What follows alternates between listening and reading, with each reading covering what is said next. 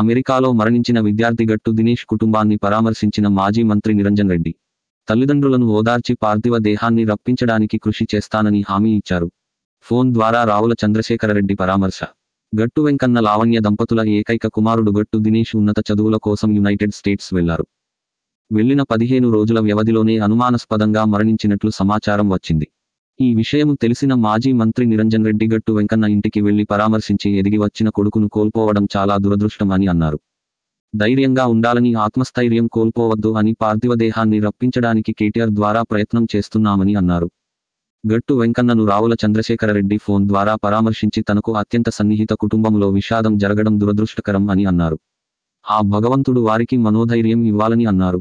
నిరంజన్ రెడ్డి వెంట చైర్మన్ గట్టు Yadav, media convener Nandimalla Ashok, నాయకులు కంచె రవి, ప్రేమ్నాథ్ రెడ్డి, చంద్రశేఖర్, LIC కృష్ణ, జాత్రు, చిట్యాలరాము, అనపటి రాము, మందరాము, ముద్దుసారు ఉన్నారు.